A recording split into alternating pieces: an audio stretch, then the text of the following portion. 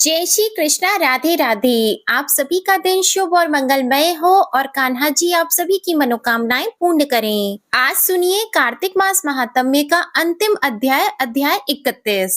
आज का अध्याय शुभारंभ करने से पहले आपको सुनाते हैं भगवान गणेश जी और माता लक्ष्मी जी की कथा। एक समय की बात है, एक गांव में माँ बेटी रहा करती थी। एक दिन वह बेटी अपनी माँ से कहती है कि माँ, गांव के सारे लोग गणेश मेला देखने जा रहे हैं, तो मैं भी मेला देखने जाऊंगी। तब माँ ने कहा कि बेटा तू अभी छोटी है, वहां पर बहुत भीड़ होगी, अगर कहीं गिर गई तो तुम्हें चोट लग जाएगी। फिर लड़की ने माँ की बात नहीं सुनी और कहने लगी कि माँ, मैं तो मेला देखने जाऊंगी, आप मुझे आज्ञा दें ताकि मैं भी गणेश जी भगवान के दर्शन करके आऊं। तो इस तरह अपनी बेटी को जिद करते हुए देखकर उसकी माँ ने उसे 2 लड्डू दे दिए और थोड़ा सा पानी पीने को दे दिया और कहा कि बेटा एक लड्डू गणेश जी भगवान को खिला देना और थोड़ा सा पानी पिला देना। दूसरा लड्डू तुम खा लेना और बाकी बचा हुआ पानी पी लेना। वापस आओगी तब तक तुम्हें भूख लग जाएगी। तो इस तरह वह लड़की अपनी माँ की आज्ञा लेकर गणेश मेला देखने चली गई। मेला खत्म होने पर सारे गांव वाले वापस आ गए, लेकिन वह लड़की घर नहीं आई। मेले में जो गणेश जी की मूर्ति थी, उसके पास वो जाकर बैठ गई और कहने लगी कि गणेश जी एक लड्डू खा लो और पानी पी लो। माँ ने भेजे हैं और कहा है कि एक लड्डू और थोड़ा सा पानी आपके लिए है और दूसरा लड्डू और बचा हुआ पानी मेरे लिए है। पर गणेश जी तो नहीं आए। थोड़ी देर बाद वह कहने लगी कि गणेश जी पहले आपको खाना है, आपके खाने के बाद ही मैं खाऊंगी और मुझे जोरों की भूख लगी है।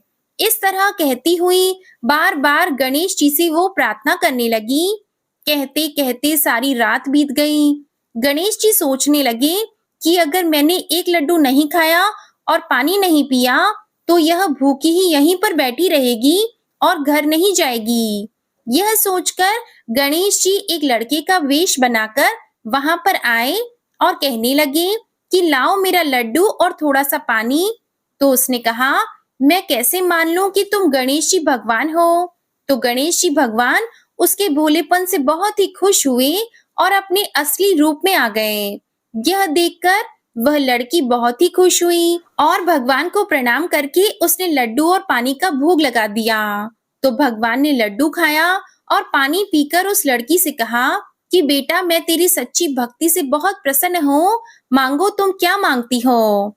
तो वह लड़की मन ही मन सोचने लगी कि क्या मांगू, अन्न मांगू या धन मांगू या अपने लिए अच्छा सा वर मांगू, खेत मांगू या महल मांगू। वह तो मन में सोच ही रही थी कि गणेश जी तो उसके मन की बात जान गए और कहने लगे कि बेटा तुम अपने घर जाओ, जो तुमने मन में सोचा है वह सब कुछ तुम्हें मिल जाएगा। यह सुनकर वह लड़की बहुत खुश हुई और जल्दी जल्दी अपने घर को चली गई और सोचने लगी कि माँ को जाकर बताऊंगी। पर उसकी माँ का तो पीछे चिंता के मारे बुरा हाल था। वो सोच रही थी कि लड़की को कहीं कुछ हो न गया हो। सारी रात उसी के इंतजार में बिता दी। सुबह हुई तो लड़की घर पहुंची तो चिंतित भाव में माँ ने उससे पूछा कि बेटा तुम कैसी हो, इतनी देर कहाँ थी। तो बेटी ने कहा कि माँ जैसे आपने कहा था मैंने तो वैसा ही किया। गणेश जी आए ही नहीं, सारी रात बीत गई। सुबह जब होने वाली थी तब गणेश जी आए। फिर मैंने एक लड्डू और पानी गणेश जी को दिया, उसके बाद ही दूसरा लड्डू और बचा हुआ पानी मैंने पिया। इसलिए गणेश जी ने मुझे आशीर्वाद दिया है कि जो कुछ मैं मांग रही हूँ वह सब कुछ पूरा हो जाएगा। यह सुनकर उसकी माँ बहुत खुश हुई और माँ बेटी के देखते ही देखते जैसा लड़की ने सोचा था वह सब कुछ हो गया। हे गणेश जी भगवान, जैसे आपने उस लड़की की पूजा स्वीकार की वैसे सबकी करना, सुख सौभाग्य सबका बनाए रखना। बोलिए गणेश जी भगवान की जय। आइए अब सुनते हैं माँ लक्ष्मी जी की कथा। इस कथा को सुनने से घर में धन वैभव की प्राप्ति होती है और सुख सौभाग्य बना रहता है। तो प्रेम से बोलिए माँ महालक्ष्मी जी की जय। एक समय की बात है, भद्रश्रवा नाम के एक राजा थे। वे बड़े ही पराक्रमी राजा और उनकी पत्नी का नाम सूरज चंद्रिका था। रानी दिखने में बहुत ही सुंदर और सुलक्षणा थी तथा पतिव्रता नारी थी। उन दोनों को 7 पुत्र तथा उसके बाद में एक कन्या का वरदान मिला था। तो वरदान के अनुसार उन्हें पहले 7 पुत्रों की प्राप्ति हुई, उसके बाद एक कन्या ने जन्म लिया। तो राजा और रानी ने अपनी बेटी का नाम श्यामबाला रखा। एक समय की बात है कि माँ लक्ष्मी जी के मन में आया कि मैं महल में जाकर राजा के राजप्रसाद में रहूं। इससे राजा को दुगनी धन दौलत की प्राप्ति होगी और वह इस धन दौलत से अपनी प्रजा को और भी अधिक सुख दे पाएगा। अगर गरीब के घर में रहूंगी तो वह तो स्वार्थी की तरह केवल अपने ऊपर ही खर्च करेगा। तो यह सोचकर श्री महालक्ष्मी जी ने बूढ़ी ब्राह्मण स्त्री का रूप धारण किया और हाथ में लाठी लेकर लाठी के सहारे धीरे धीरे रानी के महल के द्वार तक पहुंच गई। उन्होंने बूढ़ी औरत का रूप धारण किया था, फिर भी उनके चेहरे पर देवी का सा तेज था। उन्हें देखते ही एक दासी सामने आई और पूछने लगी कि आपका नाम क्या है, कौन से गांव से आई हैं, क्या काम करती हैं, आपका धर्म क्या है। तो वृद्ध ब्राह्मण का रूपधारी लक्ष्मी माता ने कहा कि बेटी मेरा नाम कमला है, मेरे पति का नाम भुवनेश है, हम द्वारिका में रहते हैं। तुम्हारी रानी पिछले जन्म में एक वैश्य की पत्नी थी, वह वैश्य गरीब था, दरिद्रता के कारण इनके घर में रोजाना झगड़े होते थे, उसका पति उसे रोज मारता था। इन्हीं बातों से तंग आकर वह घर छोड़कर चली गई और वन में खाली पेट भटकने लगी। मुझे इसकी दुर्दशा पर दया आ गई और मैंने उसे सुख संपत्ति देने वाली श्री महालक्ष्मी जी की कथा सुनाई थी। मेरे कहने पर उसने श्री महालक्ष्मी जी का व्रत किया था, जिससे लक्ष्मी माता प्रसन्न हुई और इसकी गरीबी दूर हो गई। उसका घर धन दौलत संपत्ति से भर गया। बाद में पति और पत्नी अपने जीवन में सारे सुखों का भोग करते हुए परलोक को चले गए। लक्ष्मी व्रत के कारण वे पहले लक्ष्मी लोक में रहे। उन्होंने जितने साल महालक्ष्मी जी का व्रत किया था, उतने हजारों सालों तक उन्हें वहां पर सुख भोग मिला। उसके बाद तुम्हारी रानी का जन्म राजघराने में हुआ है, परंतु वह तो श्री महालक्ष्मी का व्रत करना भूल गई है। उसे मैं याद दिलाने आई हूँ। तो बुढ़िया माई की बात सुनकर दासी ने उन्हें प्रणाम किया तथा श्री महालक्ष्मी का व्रत किस तरह किया जाता है इसके बारे में पूछा। तो महालक्ष्मी जी ने दासी को पूजा की विधि और व्रत की महिमा बताई। इसके बाद वह दासी माता को प्रणाम करके रानी को यह बताने के लिए अंदर चली गई, लेकिन राज वैभव में रहते हुए रानी को अपने ऐश्वर्य का बहुत ही घमंड था।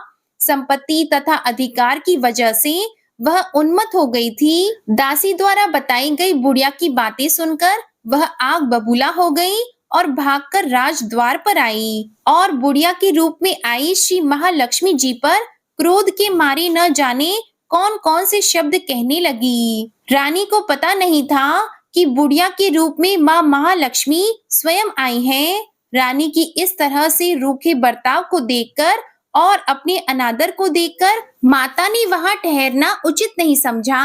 वह सोचने लगी कि इसे तो अपने आप पर बहुत ही घमंड है, मुझे यहाँ से चलना चाहिए। तो वह बुढ़िया के रूप में आई लक्ष्मी माता अपनी लाठी के सहारे धीरे धीरे महल से बाहर निकल गई और जंगल की तरफ जाने लगी। तो गांव के रास्ते में उन्हें राजकुमारी श्यामबाला मिल गई।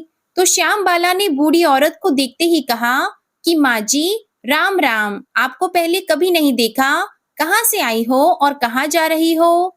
तो माता लक्ष्मी कहने लगी कि बेटा मैं तो तुम्हारी माँ से मिलने आई थी, उसे उसके पिछले जन्म के बारे में बताने के लिए। तो उसने तो मुझ पर क्रोध किया और मेरा अनादर किया। मैं तो सिर्फ उसे माता लक्ष्मी का व्रत करने के लिए बोली। यह सुनते ही श्यामबाला ने अपनी ओर से माता महालक्ष्मी से माफी मांगी और कहा कि माँ जी आप मुझे व्रत की विधि बता दो, मैं आपके बताए अनुसार व्रत जरूर करूंगी। इस पर माता रानी को उस पर दया आ गई। उन्होंने श्यामबाला को श्री महालक्ष्मी जी के व्रत के बारे में बताया। श्यामबाला ने पूरी श्रद्धा से माँ लक्ष्मी का व्रत रखा। व्रत के फल के प्रभाव से राजा सिद्धेश्वर के सुपुत्र मालाधर से उसका विवाह हो गया। वह धन दौलत ऐश्वर्य वैभव से मालामाल होकर और पति के साथ ससुराल में आनंद से रहने लगी। इधर रानी पर महालक्ष्मी जी का प्रकोप हुआ। प्रकोप के कारण राजा भद्रश्रवा का राज्य और सारा कारोबार नष्ट हो गया। ऐसी हालत में एक दिन राजा ने रानी से निवेदन किया कि हमारा दामाद इतना बड़ा राजा है, इतना धनवान और ऐश्वर्यशाली है, क्यों ना उसके पास जाएं, उसे अपना हाल बताएं, तो वह हमारी मदद जरूर करेंगे। रानी की बात सुनकर राजा ने कहा कि तुम यहीं पर रुको, मैं बेटी और दामाद के पास जाकर आता हूँ। यह कहकर राजा भद्रश्रवा अपने दामाद के पास जाने के लिए रवाना हो गए। उसके राज्य में पहुंचकर एक तालाब के किनारे थोड़ी देर विश्राम करने के लिए ठहर गए। उसी तालाब से पानी लेने आने जाने वाली दासियों ने उन्हें देखा तो उन्होंने बड़ी ही विनम्रता पूर्वक पूछा कि आप कौन हैं? तो उन्हें मालूम हुआ कि वे तो रानी श्यामबाला के पिता हैं। वे दौड़ती हुई रानी श्यामबाला के पास गईं और सारी बात बताई। तो रानी ने दासी के हाथ राज परिधान भेजकर बड़े ठाट से स्वागत और आदर सत्कार करके अपने पिताजी को बुलाया और खूब खातिरदारी की। 2-4 दिन रुकने के बाद में जब राजा भद्रश्रवा लौटने लगे तो उनकी बेटी ने सोने की मोहरों से भरा हुआ घड़ा दिया।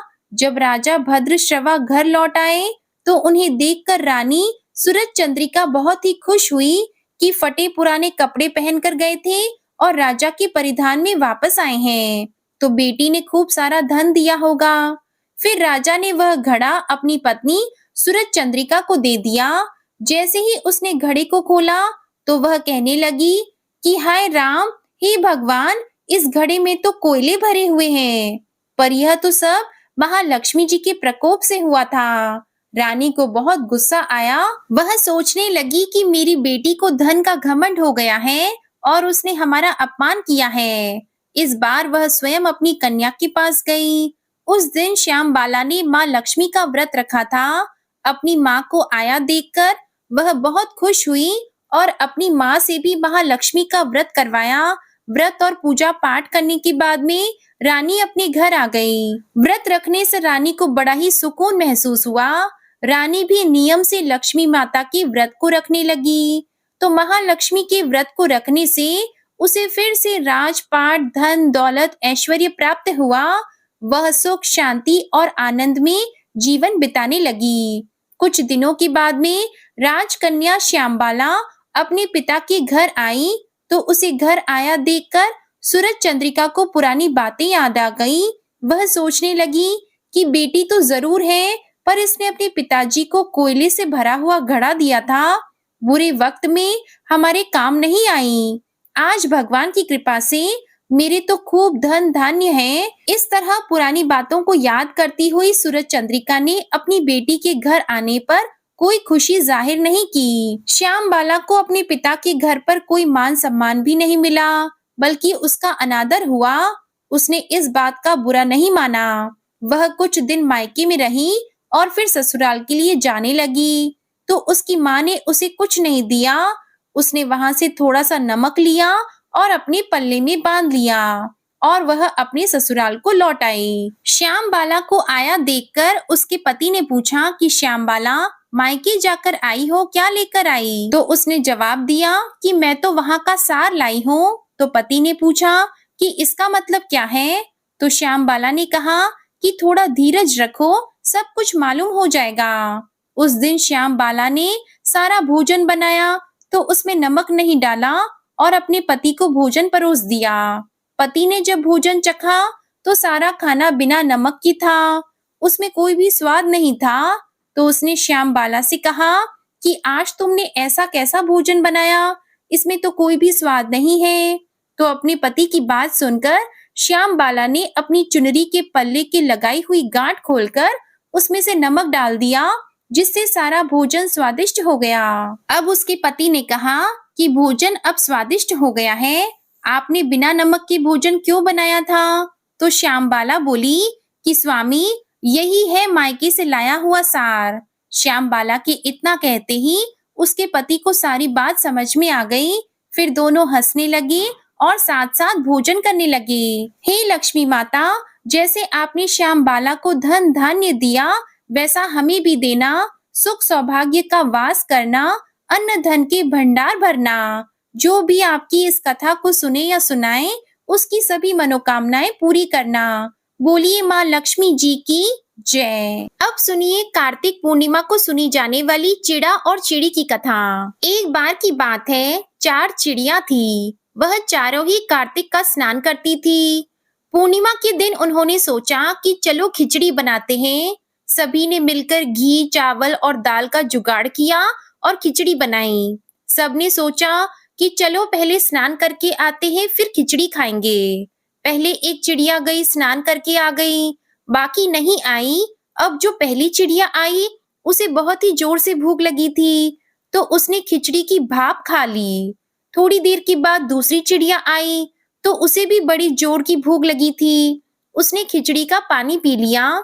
तीसरी ने आकर खिचड़ी खा ली, तो चौथी ने खिचड़ी की खुरचन खा ली और खाने के बाद कुछ समय बाद वे चारों मर गईं। अब जिस चिड़िया ने भाप खाई थी, वे राजा के घर राजकुमारी के रूप में पैदा हुई। जिस चिड़िया ने खिचड़ी का पानी पिया था, वह कुम्हार के घर पैदा हुई। जिसने खिचड़ी खाई, उसने ब्राह्मण के घर में जन्म लिया और जिसने खुरचन खाई, उसने हथीनी के रूप में जन्म लिया। कुम्हार की लड़की राजा के यहाँ दासी बन गई, ब्राह्मण की लड़की राजकुमारी की सहेली बन गई, हथीनी भी राजा के यहाँ ही आ गई। राजकुमारी बनी चिड़िया को अपने पिछले जन्म की सभी बातें याद थी। जब राजकुमारी का विवाह हुआ, तो उसने राजा से कहा कि मैं अपने साथ इस दासी और अपनी सहेली को भी ससुराल ले जाऊंगी। तो राजा ने कहा ठीक है, ले जाना। राजकुमारी फिर भी नहीं गई, तो राजा ने पूछा अब क्या हुआ? तब उसने कहा कि मेरे साथ इस हथीनी को भी भेज दो, लेकिन हथीनी जाने को उठी ही नहीं। तब राजकुमारी ने उसके कान में उसके पिछले जन्म की सारी बातें कह सुनाई, जिसे सुनकर हथीनी उठ गई और राजा यह सब देख रहा था। देखकर उसे बहुत ही क्रोध आया, तो उसने तलवार निकालकर राजकुमारी से कहा सच बता, तू कौन है? नहीं तो मैं तेरा सिर काट दूंगा। राजकुमारी ने तब राजा को सभी बातें सच सच बता दी। पिछले जन्म की सभी बातें सुनकर राजा बोला कि अगर कार्तिक स्नान का इतना महत्व है, तब तो हम भी जोड़े से कार्तिक का स्नान करके दान पुण्य किया करेंगे। और तब से राजा और रानी हर साल कार्तिक का स्नान करने लगे। इस कहानी को कार्तिक पूर्णिमा के दिन यानी पड़वा के दिन कहते और सुनते हैं। इस दिन आटे से घर बनाते हैं और आटे की चिड़ा चिड़ी बनाकर घर के बीचों बीच रख देते हैं। उन्हें वस्त्र पहनाते हैं और आटे के घर में घर का सारा सामान रखते हैं। चिड़ा और चिड़ी को खील बताशों का भोग लगाते हैं। इस दिन खिचड़ी बनाते हैं और खिचड़ी के साथ में घी, मूली और आम का अचार रखकर ठाकुर जी को भी भोग लगाकर फिर बाद में खुद भी प्रसाद रूप में ग्रहण करते हैं। अब सुनिए पंच भीखू व्रत कथा। एक समय की बात है, किसी गांव में एक साहूकार रहता था। उसके एक बेटा और एक बहू भी थे। साहूकार के बेटे की बहू कार्तिक के महीने में रोजाना सुबह जल्दी उठकर गंगा स्नान करने के लिए जाती। उसका नियम था कि वह कभी भी पराये पुरुष का मुंह नहीं देखती। एक राजा का बेटा भी सुबह सवेरे गंगा स्नान के लिए जाता था। वह देखकर हैरान होता था कि मैं बहुत जल्दी आता हूँ स्नान करने के लिए, लेकिन कोई तो है जो मुझसे भी पहले आकर स्नान करके चला जाता है। तो राजा का बेटा रोजाना सुबह जल्दी आने की कोशिश करता, पर साहूकार की बहू उससे भी पहले स्नान करके चली जाती। ऐसा करते करते कार्तिक का महीना बीतने वाला था। सिर्फ अंतिम 5 दिन बाकी बचे थे, तो साहूकार कहने लगा कि अब तो मैं पता लगा के ही रहूंगा कि कौन है। इस तरह सोचते हुए वह कार्तिक स्नान के लिए जा रहा था। तो साहूकार की बहू स्नान करके घर जा रही थी। जैसे ही साहूकार के बेटे की बहू को लगा कि कोई आ रहा है, तो वह जल्दी जल्दी अपने घर जाने लगी। जल्दबाजी करने पर उसकी माला मोजड़ी वहीं पर छूट गई, तो वह तो घर चली गई और राजा का बेटा देखने लगा कि कोई तो था जो स्नान कर रहा था, अब कहाँ चला गया। इस तरह वह इधर उधर देखने लगा। तभी उसकी नजर माला मोजड़ी पर पड़ी, तो उसने उठा ली और सोचने लगा कि यह कोई औरत है जो मुझसे पहले स्नान करने आती है और जिस औरत की माला मोजड़ी इतनी सुंदर है तो वह खुद न जाने कितनी ही सुंदर होगी। यह सोचकर उसने पूरे गांव में मुनादी करवा दी कि जिसकी माला मोजड़ी है वह 5 रात मेरे पास आएगी। अब राजा के बेटे का हुक्म था तो कोई टाल भी नहीं सकता था और ना ही विरोध कर सकता था। तो सामने से साहूकार के बेटे की बहू ने कहला दिया कि मैं 5 रात तो आऊंगी, लेकिन किसी को साख भरने के लिए बैठा देना। तो यह सुनकर राजा के बेटे ने एक तोते को पिंजरे में बंद करके गंगा किनारे पेड़ पर टांग दिया। बहू सुबह के समय आई, पहली पौड़ी पर पैर रखा और बोली कि हे कार्तिक के ठाकुर, राई दामोदर, पांचों पांडु, छठी नारायण, भीखम राजा, उस पापी को नींद आ जाए। तो उसके इतना कहते ही राजा के बेटे को नींद आ गई। बहू सुबह नहा धोकर चलने लगी तो तोते से कहने लगी कि सुआ सुआ तेरे गल डालूंगी हीरा, मेरी साख भरियो वीरा। यह सुनकर सुआ बोली कि कोई भाई भी साख भरता है क्या? वह फिर बोली, सुआ सुआ सुबह तेरे पग घालूंगी नेवर, साख भरियो मेरे देवर। सुआ ने कहा, ठीक है भाभी, मैं तेरी साख रखूंगा। वह तो कहकर चली गई। राजा का बेटा हड़बड़ा कर उठा और सुआ से पूछा, सुआ सुआ वह आई थी, वह कैसी थी? तो सुआ बोला, आभा की सी बिजली, होली की सी झल, केला की सी कामिनी, गुलाब का सा रंग। तो यह सुनकर राजा के बेटे का मन मचलने लगा और सोचने लगा कि मैं भी कैसा हूँ। वो आई तो थी, मैं सो गया, कल से मैं नींद नहीं लूंगा। तो अगले दिन राजा के बेटे ने सोचा कि आज मैं अपनी अंगुली में चीरा लगा लूंगा ताकि मुझे नींद न आए। तो अगले दिन राजकुमार ने अपनी अंगुली चीरकर वहां पर बैठ गया। अंगुली में बुरी तरह से दर्द हो रहा था, उसे नींद भी नहीं आ रही थी। उधर जैसे ही सुबह होने वाली थी तो साहूकार के बेटे की बहू आई और भगवान से उसी तरह प्रार्थना करने लगी, कहने लगी, हे कार्तिक के ठाकुर, राई दामोदर, पांचों पांडु, छठी नारायण, भीखम राजा, उस पापी को नींद आ जाए। तो राजा के बेटे को नींद आ गई और साहूकार के बेटे की बहू ने स्नान किया और जाते समय तोते के पास आई और कहने लगी कि सुआ सुआ तुम मेरी साख भरी हो, मैं तुम्हारे पैरों में नेवर डालूंगी। तो सुए ने कहा कि ठीक है भाभी। यह सुनकर वह घर चली गई और उसके जाते ही राजा का बेटा नींद से जागकर बैठ गया। उसने तोते से पूछा कि सुआ सुआ वो आई थी क्या? तो सुए ने कहा कि हाँ आई थी। तो राजकुमार सोचने लगा कि मुझे क्या हो गया है कि जब वो आती है तो मुझे नींद आ जाती है। आज मैं बिना बिस्तर के बैठूंगा और सारी रात बैठे बैठे बिताऊंगा। इस तरह तीसरे दिन साहूकार के बेटे की बहू स्नान करने आई तो उसने फिर भगवान से प्रार्थना की और राजकुमार को नींद आ गई। जब वह नहाकर जाने लगी तो आंख बंद करके चली गई। राजकुमार जब उठा तो वह जा चुकी थी। राजकुमार फिर से सोच में पड़ गया। वह सोचने लगा कि आज मैं अंगीठी जलाकर बैठूंगा जिससे मुझे नींद ना आए। तो फिर वह रात को अंगीठी रखकर वहां पर बैठ गया।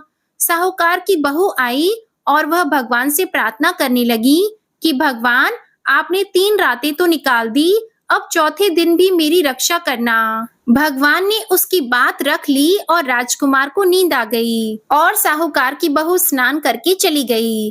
तो आंख खुलते ही उसने देखा कि सुबह हो चुकी थी और वहां पर कोई नहीं था। वह सोचने लगा कि आज की रात मैं बिल्कुल नहीं सोऊंगा। आज मैं अपनी आंखों में मिर्ची डालकर बैठूंगा ताकि मुझे नींद न आए। तो साहूकार की बहू फिर आई और उसने भगवान से उसी तरह प्रार्थना की कि भगवान, आज मेरा चौथा दिन है, आज भी मेरी लाज रखना। तो भगवान की कृपा से उसे फिर नींद आ गई और वह स्नान करके चली गई। सुबह जब तोते से राजकुमार ने पूछा तो उसने वही बात बताई कि वह आई तो थी और स्नान करके चली गई। तो राजकुमार सोचने लगा कि आज मैं बिना बिस्तर बिछाए गंगा किनारे बैठकर निगरानी करूंगा। आज उसे नहीं जाने दूंगा क्योंकि आज तो 5वां और अंतिम दिन है। तो इस तरह विचार करके वह बैठ गया और साहूकार के बेटे की बहू आई और भगवान से प्रार्थना करने लगी कि भगवान, आज तो 5वां दिन है, आप मेरी रक्षा करना। तो वह तो पतिव्रता नारी थी और बड़े ही नियम से कार्तिक का स्नान करती थी। भगवान ने उसकी मुराद पूरी कर दी। उस दिन भी राजकुमार को नींद आ गई। जब वह स्नान करने के लिए आई और स्नान करके वापस जाने लगी, तो उसने अपनी आंखें बंद कर ली और तोते के पास आकर कहने लगी कि सुआ सुआ, इस पापी को कह देना कि 5 रातें पूरी हो चुकी हैं, अब वह मेरे मोतियों की माला मेरे घर भिजवा दे। तो सुबह राजकुमार की आंख खुली। उसने तोते से पूछा कि वह आई थी क्या? तो तोते ने कहा कि हाँ, वह आई थी और तुम्हारे लिए एक संदेश है। उसने कहा है कि 5 रात पूरी हो चुकी है, अब मेरी माला भिजवा देना। तो यह सुनकर राजकुमार सोचने लगा कि वह तो सच्ची थी, तभी तो भगवान ने उसका सत्य रखा। फिर राजकुमार भी अपने घर चला गया। कुछ समय के बाद में राजकुमार को कोढ़ हो गया और कोढ़ की वजह से राजकुमार का शरीर बुरी तरह से जलने लगा। वह बुरी तरह से चीखता और चिल्लाता, तो राजा से उसकी हालत देखी नहीं जाती। राजकुमार के एक ही बेटा था। जब भी किसी वैद्य को बुलाते और उसका इलाज करवाने की कोशिश करते, तो रोग उतना ही ज्यादा बढ़ जाता। यह देखकर वैद्य ने कहा कि राजन, इसकी बीमारी हमारी समझ में नहीं आ रही, आप किसी अच्छे विद्वान पंडित से पूछिए। तो राजा ने विद्वान पंडितों को बुलाकर पूछा कि मेरे बेटे का शरीर क्यों जल रहा है? जैसे मैं इसके इलाज करवाने की कोशिश करता हूँ, तो और ज्यादा जलने लगता है। बताओ उसका क्या कारण है? तो पंडितों ने देखकर बताया कि आपके बेटे ने पतिव्रता नारी पर बुरी नजर डाली थी, उसकी वजह से इसकी यह हालत हो गई है और इस रोग से यह पीड़ित हुआ है। तो राजा ने कहा कि आप जब इसका कारण जानते हैं, तो निवारण भी जानते होंगे। कृपया करके मेरे बेटे के ठीक होने का उपाय बताइए। तो पंडितों ने कहा कि अगर यह उस साहूकार की बहू को धर्म की बहन बनाए और रोज उसके नहाए हुए जल से स्नान करे, तो ही यह ठीक हो सकता है। इसके बाद राजा साहूकार की बहू की वह माला लेकर साहूकार के घर गया और बोला कि यह माला आपकी पुत्र वधू की है, इसे मैं लौटाने आया हूँ। आप इस माला को रख लीजिए और मुझ पर एक एहसान कीजिए। आपकी बहू जब स्नान करे, तो स्नान किए हुए पानी से मेरे बेटे को नहला दे। तो साहूकार कहने लगा कि मेरी बहू किसी पराये पुरुष का मुंह नहीं देखती है और तुम नहलाने की बात कर रही हो। तो राजा ने सारी बात साहूकार को बताई कि मेरे बेटे ने किस तरह आपकी बहू पर बुरी नजर डाली थी और उसकी वजह से आज वह कोढ़ रोग से पीड़ित हो गया है और तिल तिल करके मर रहा है। यही उपाय है जिसकी वजह से मेरा बेटा बच सकता है। अगर आप यह कर सकें, तो आपका बड़ा उपकार होगा। इस तरह से राजा दीन विनती करने लगा। तो साहूकार ने कहा कि आपके बेटे को स्नान करके आगे नाली पर बिठा देना। जब मेरी बहू स्नान करेगी, तो नीचे उस नाली के पानी से आपका बेटा स्नान कर लेगा। तो राजा को बहुत अजीब लगा, पर क्या हो सकता था? राजकुमार ने काम ही ऐसा किया था, तो सजा तो उसे मिलनी ही थी। जैसा साहूकार ने कहा था, वैसा ही राजा ने किया। स्नान घर के आगे नाली के ऊपर अपने बेटे को उसने बिठा दिया। जैसे ही ऊपर स्नान घर में साहूकार के बेटे की बहू स्नान करती, तो वह पानी राजकुमार के ऊपर आकर गिरता, तो उसके सारे पाप नष्ट हो गए और उसका शरीर चंदन सा हो गया। फिर उसने ठीक होते ही साहूकार के बेटे की बहू से माफी मांगी और कहा कि आज से तुम मेरी बहन हो और मैं तुम्हारा भाई हूँ। मेरे पिछले सारे अपराध क्षमा करो। आज के बाद से मैं दोबारा ऐसी गलती किसी के साथ नहीं करूंगा। तो इस तरह कार्तिक स्नान करने से भगवान श्री हरि ने साहूकार की पुत्र वधू की रक्षा की। हे पंच देवता, जैसे आपने साहूकार के बेटे की बहू का सत रखा, वैसा ही सभी का रखना। जो भी पतिव्रता नारी कार्तिक का स्नान करे और पति धर्म के नियमों का अच्छे से पालन करे, उसके सुहाग और सौभाग्य की हमेशा रक्षा करना। प्रेम से बोलिए पंच भीखू देवता की जय। अब सुनिए लपसी तपसी की कहानी। एक लपसी था, एक तपसी था। तपसी हमेशा भगवान की तपस्या में लीन रहता था।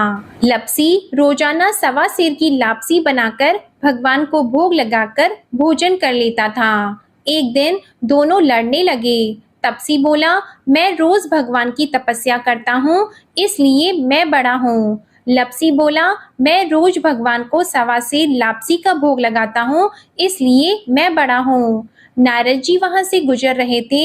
उन्होंने दोनों को लड़ता हुआ देखकर उनसे पूछा कि तुम लड़ क्यों रहे हो? तपसी ने खुद को बड़ा होने का कारण बताया और लपसी ने अपना कारण बताया।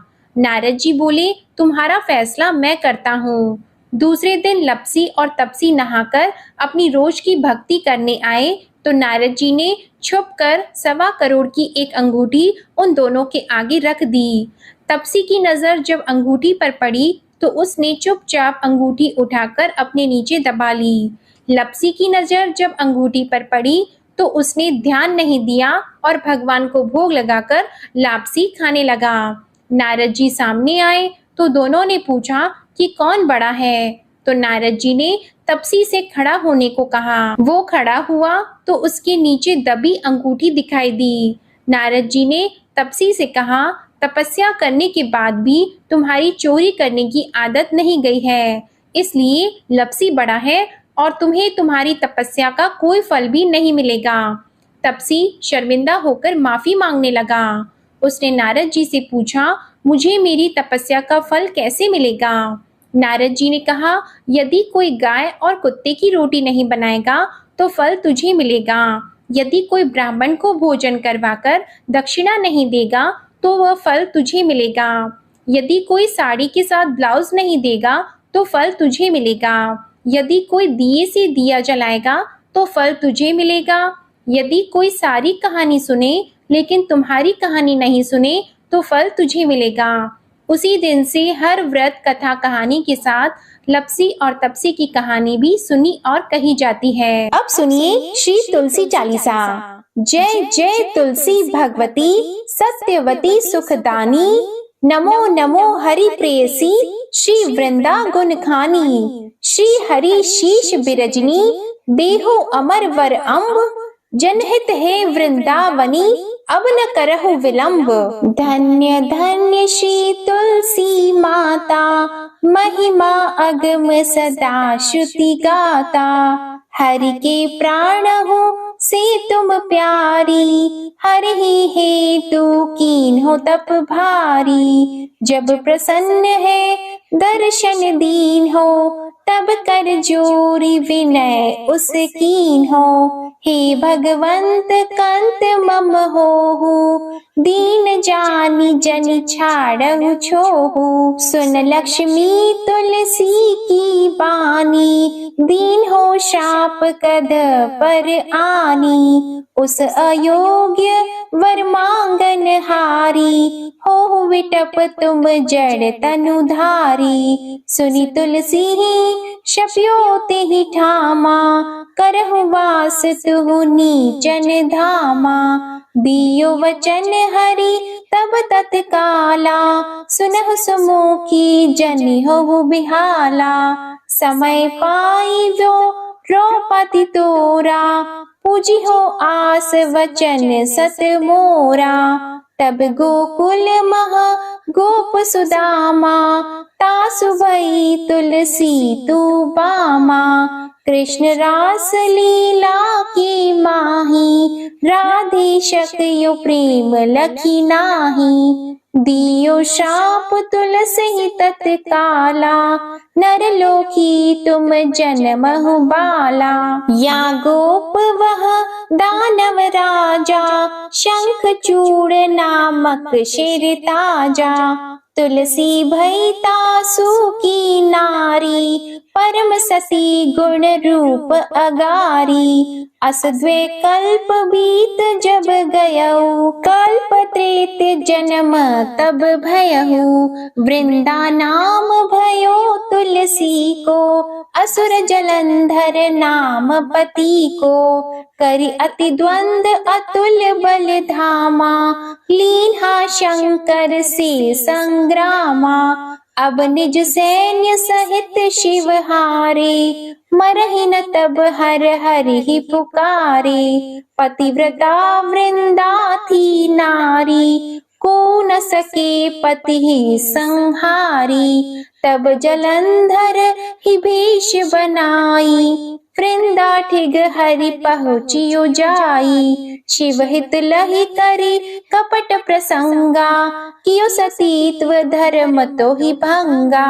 भयो जलंधर कर संहारा, सुनी और शोक उपारा। तिहि क्षण दियो कपट हरि तारी, लखी वृंदा दुख गिरा उचारी। जलंधर जस हत्यो अभीता, सोई रावण तस हरि सीता। अस प्रस्तर सम हृदय तुम्हारा, धर्म खंडी मम पति सहारा। यही कारण लही श्राप हमारा, होवे तनु पाषाण तुम्हारा। सुनि हरि तुरत ही वचन उचारे, दियो शाप बिना विचारे। लखियो न निज कर तूति पति को, छलन चाहियो जब पार्वती को। जड़मति तो अस हो जड़ रूपा, जगमह तुलसी विटप अनूपा। धग्व रूप हम शालिग्रामा, नदी गंड की बीच ललामा। जो तुलसी दल हम ही चढ़ी है, सब सुख भोगी परम पद पई है। बिनु तुलसी हरि जलत शरीरा, अतिशय उठत शीश उर पीरा। जो तुलसी दल हरि शिर धारत, सो सहस्त्र घट अमृत डारत। तुलसी हरि मन रंजनिहारी, रोग दोष दुख भंजनिहारी। प्रेम सहित हरि भजन निरंतर, तुलसी राधा में नाही अंतर। व्यंजन हो 56 प्रकारा, बिन तुलसी दल न हरि प्यारा।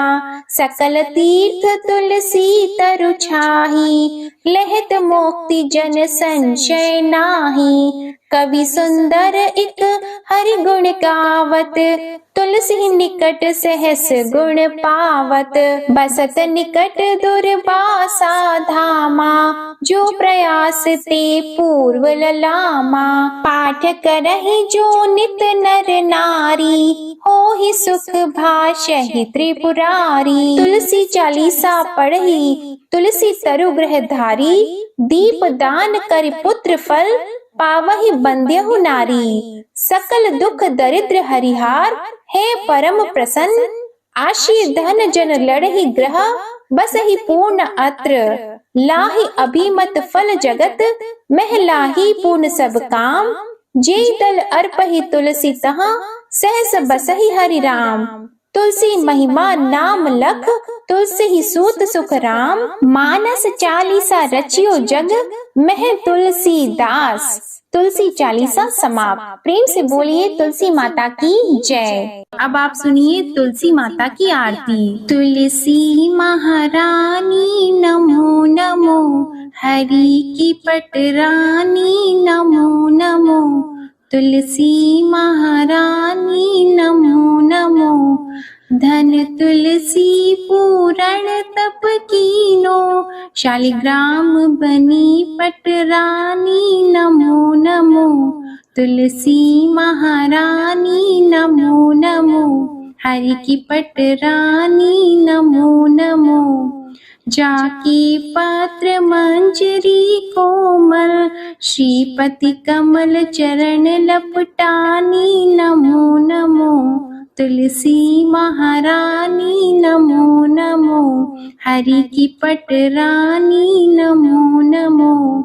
कौन से महीने बोई रानी तुलसा, कौन से महीने हुई हरियाली नमो नमो। कौन से महीने हुई तेरी पूजा, कौन से महीने हुई पटरानी नमो नमो। तुलसी महारानी नमो नमो, हरि की पटरानी नमो नमो। आषाढ़ मास में बोई रानी तुलसा, सावन मास में हुई हरियाली। नमो नमो तुलसी महारानी, नमो नमो। कार्तिक मास में हुई तेरी पूजा, मंगसिर मास में हुई पटरानी। नमो नमो तुलसी महारानी, नमो नमो। धूप दीप नैवेद्य आरती, पुष्पन की वर्षा बरसानी। नमो नमो तुलसी महारानी, नमो नमो। 56 भोग 3600 व्यंजन, बिन तुलसा हरि एक न मानी। नमो नमो तुलसी महारानी, नमो नमो। जो तुलसी को सवेरे गाए, श्री कृष्ण के दर्शन पाए। नमो नमो तुलसी महारानी, नमो नमो।